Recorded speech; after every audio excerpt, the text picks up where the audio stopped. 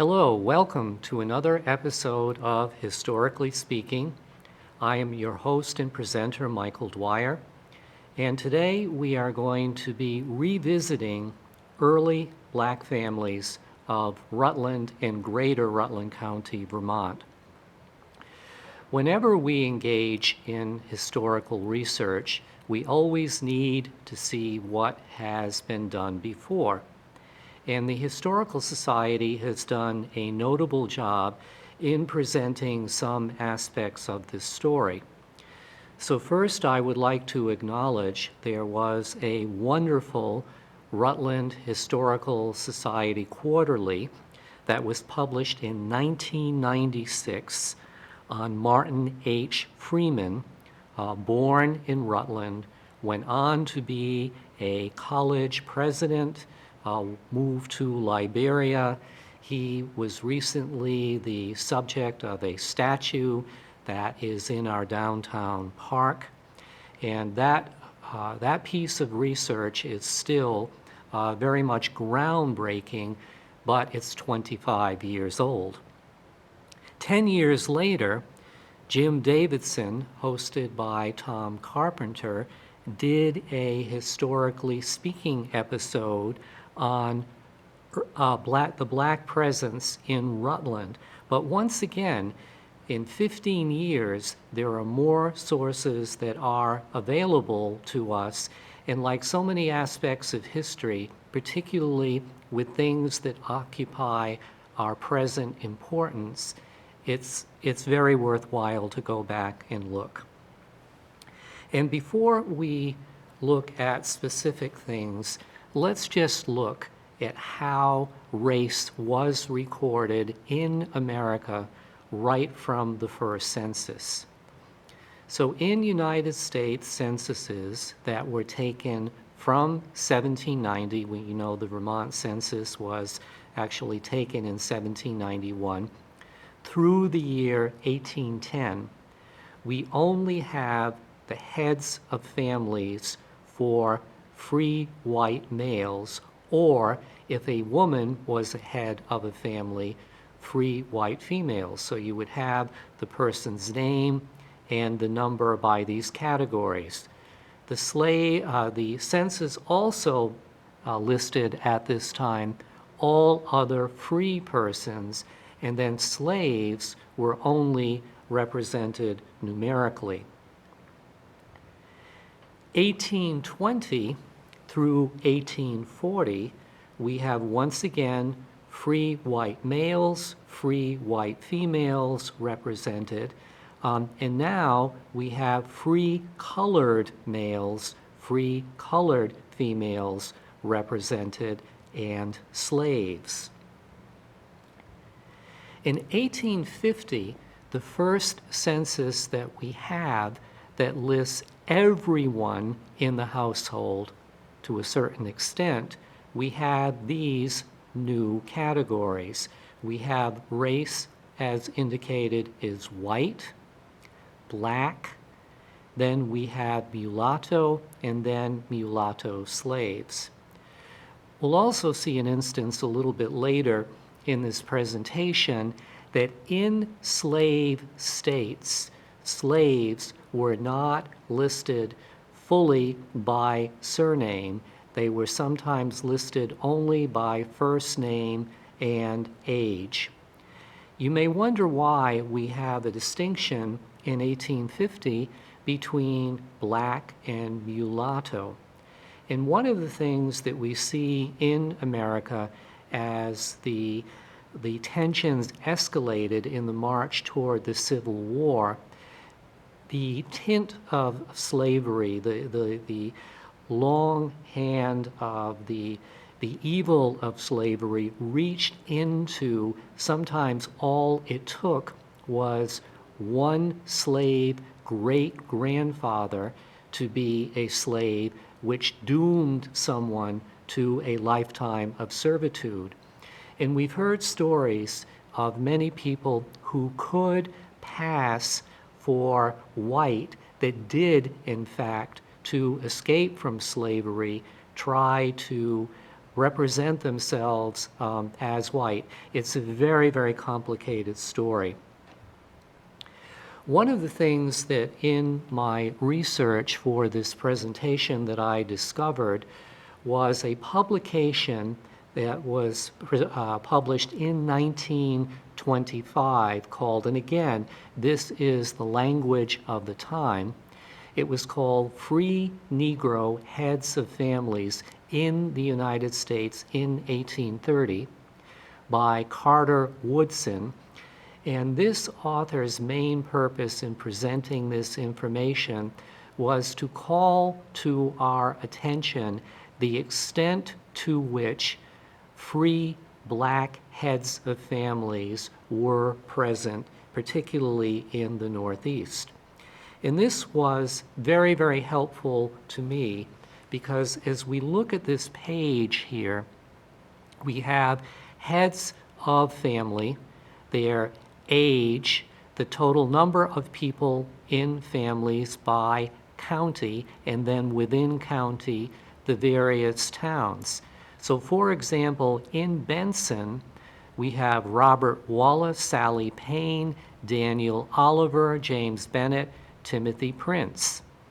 In Pittsford, we have Moses Longley, Richard Longley, George Longley, obviously they're related, Chester Wheeler.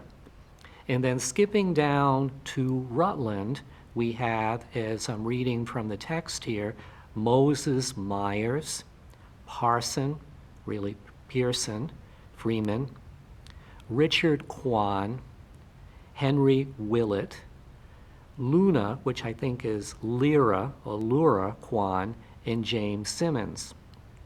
This is very helpful because it pulls out of a very complicated census enumeration who some of these people are. This makes it much easier for us to zoom in on these particular families. The data was derived from a sheet that looks like this. So this is an image of the 1830 census where you can see columns with numbers. So the third line from the top says Parson Freeman, which is Pearson Freeman, and under him is Richard Quo and then Henry Willett. You have to go over to the far right to see the numbers because this is where people of color were listed separately. When we did the program 15 years ago on the black presence in Rutland, much of the research focused on the story, first of all, of Reverend Lemuel Haynes, certainly one of the famous preachers of his time, and then the remarkable story of Pearson Freeman, born into slavery, earned his emancipation, came to Rutland in the late 1790s, and set himself up in a potash business on what is now North Main Street in Rutland. And again, much has been written and studied about Pearson Freeman, but what I would like to call to our attention here is what we can now find about Pearson Freeman from the digitized pages of the Rutland Herald. As I have said before in previous broadcasts, this is a wonderful site, freely accessible through the Rutland Herald archives to look up information. So here we have a notice from 1803 that says, all persons indebted to P. Freeman, the Negro pot and potash maker, soap boiler, dyer of blue yarn fiddler, etc., are requested to cash and settle their accounts immediately. Otherwise, they will be left with an attorney, and then there is his name, Pearson Freeman. This was a remarkable achievement for a man of color at this time to have this status in the community and to be the head of his own business.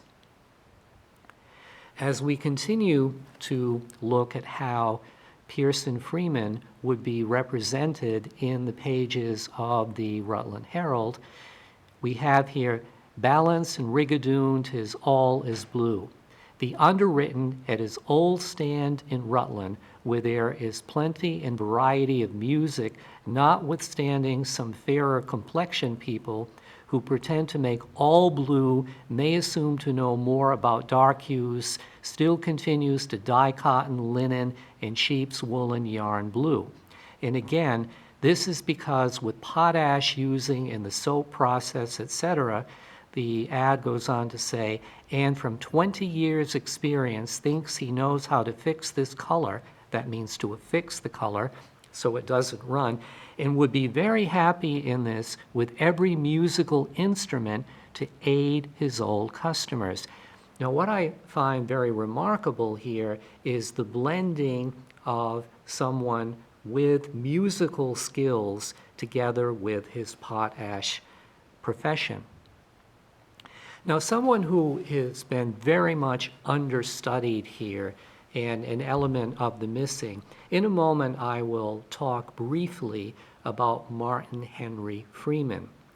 In the account that Dr. Irvine wrote about Martin Freeman 25 years ago, he did not indicate who his parents were. As I've looked for various accounts of Martin Freeman, it says over and over again, and I think this must be true, that he was raised in the household of his grandfather, Pearson Freeman, who was Martin Freeman's father. There are various online family trees that allege that Martin Freeman's father was a man named Charles Freeman and his mother Patience. I have never seen any corroborating evidence that supports that. I know when I was listening to Jim Davidson's presentation the other day, Jim said, and I believe him to be correct, that Martin Freeman's father was Pearson Toussaint Freeman.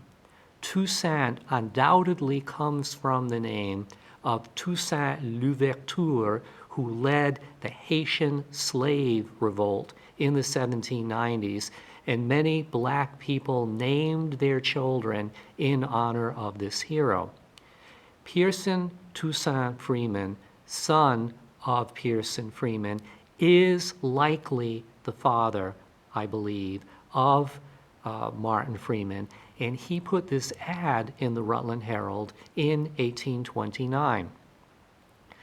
And it reads, "The subscriber would inform his friends and the public who are fond of music and dancing that he is at home and will furnish music for cotillion parties, balls, dancing assemblies, etc., on the violin and flute. He has the newest and most fashionable cotillions, and they are danced at New York, Philadelphia, Boston, and at the Springs. He will likewise give instructions on the violin, bass viol, clarinet, flute, etc., and hopes by punctuality and attention to receive the patronage of a generous and enlightened public." Sadly, I have not been able to find any more information on Pearson Toussaint Freeman after 1829, which makes me think that he probably died as a young man, and if he is Martin Freeman's father, this would explain why Martin Freeman was raised in his grandfather's household. And here, of course, is the well-known image of Martin Freeman that has appeared in many places. Looking further in our story, we know that Pearson Freeman, Martin's grandfather, lived until 1847. He earned a pension for his service as a waiter in the Revolutionary War.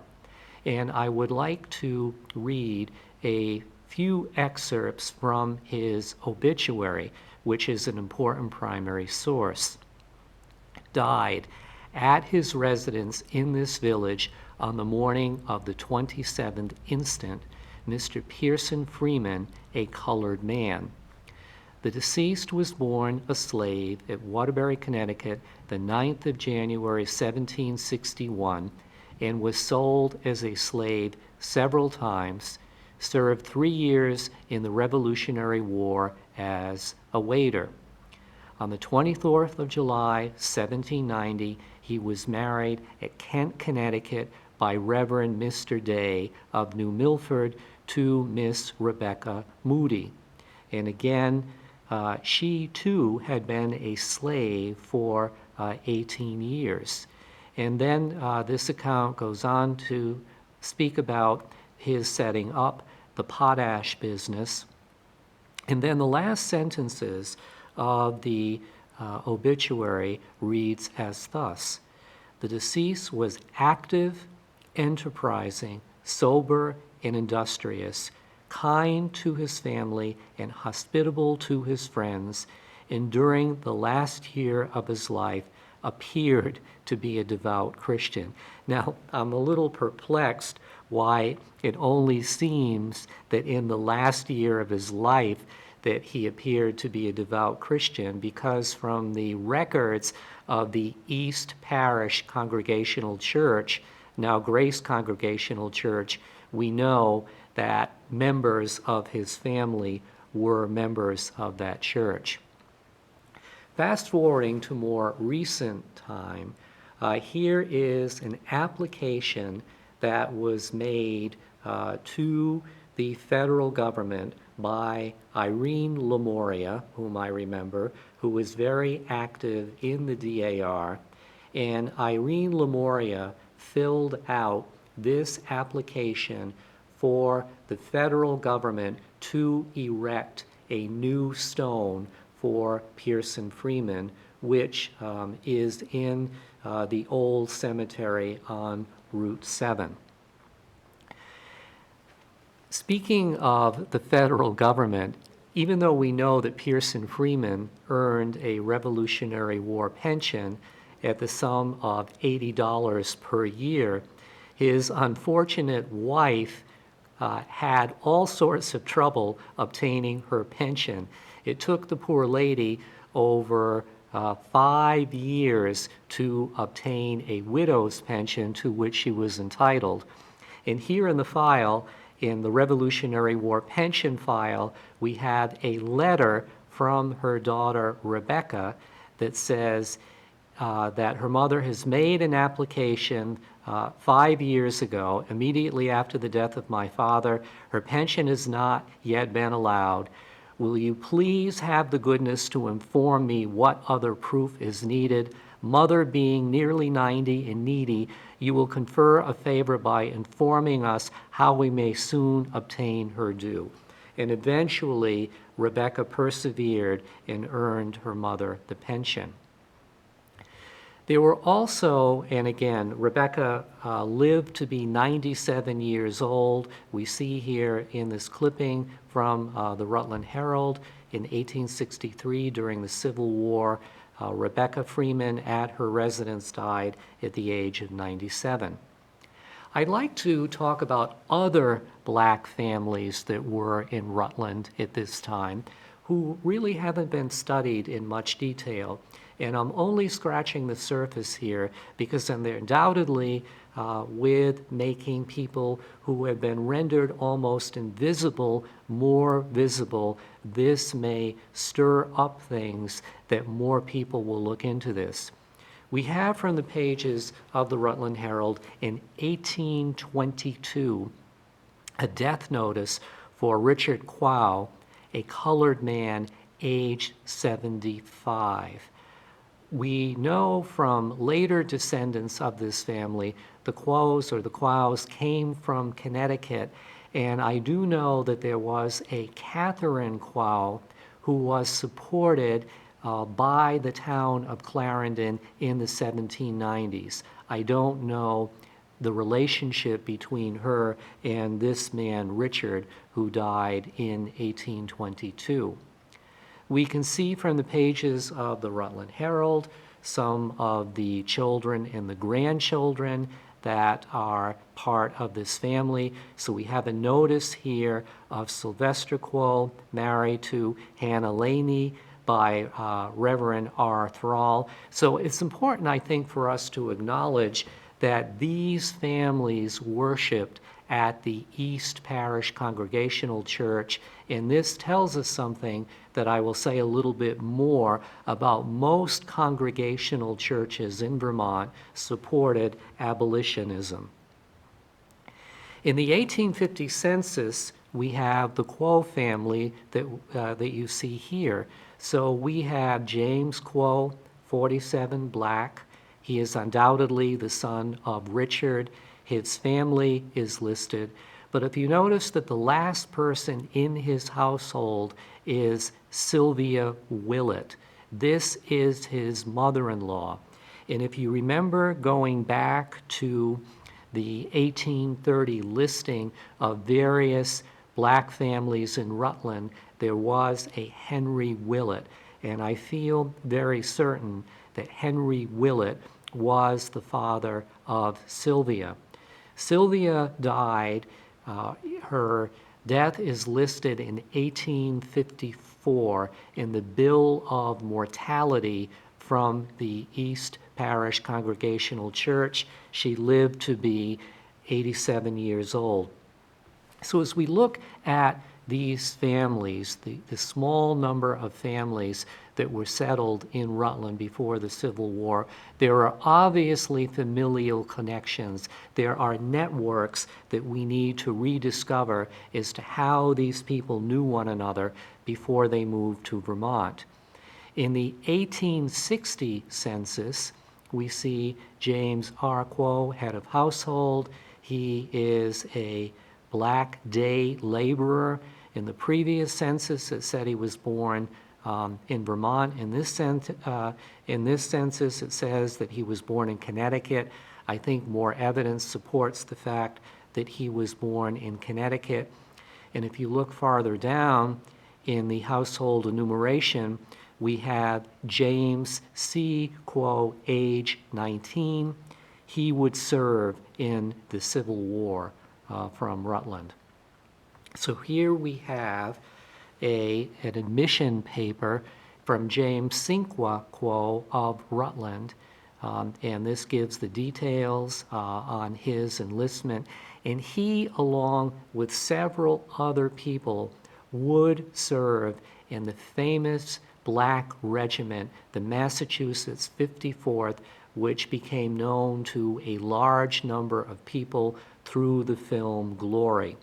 Some of the people who enlisted in the Civil War, particularly the Merrow family, were not from Rutland.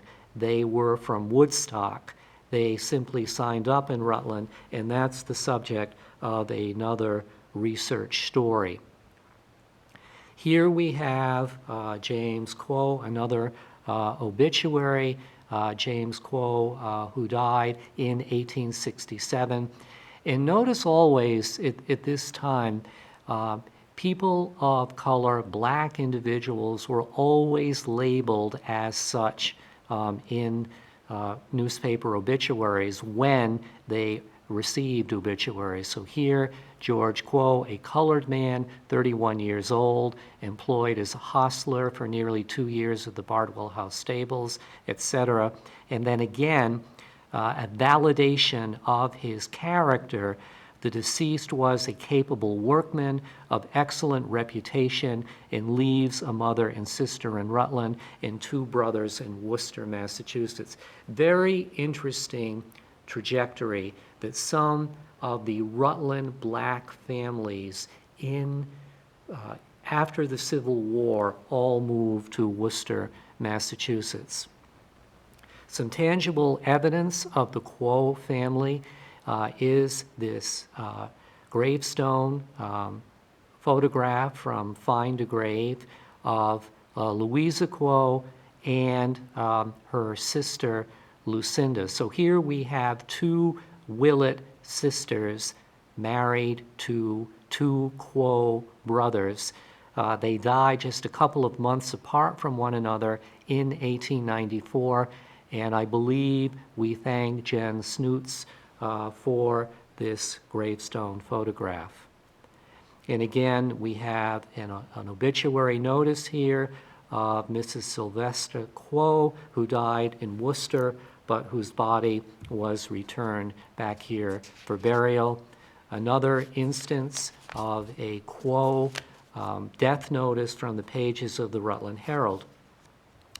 And one of the things that I would like to speak about when we talk about hidden history is the fact that there's so much more information that sometimes shows up in surprising places. And from the minutes of the Pittsford Congregational Church, our archivist, Ivy Dixon, unearthed this remarkable story that Hannah Weed Hitchcock, born in Pittsford in 1815, a remarkably well-educated woman, went to Alabama to teach. And there she married Vermont native Horatio Austin Smith, who became a Presbyterian minister. And this is where the story really gets interesting, because in 1842, when Hannah came home to visit some of her family, the church minutes note they had confirmed with a husband of Mrs. Smith, who was in town with her brother, and find that she has brought a slave for purposes of domestic convenience.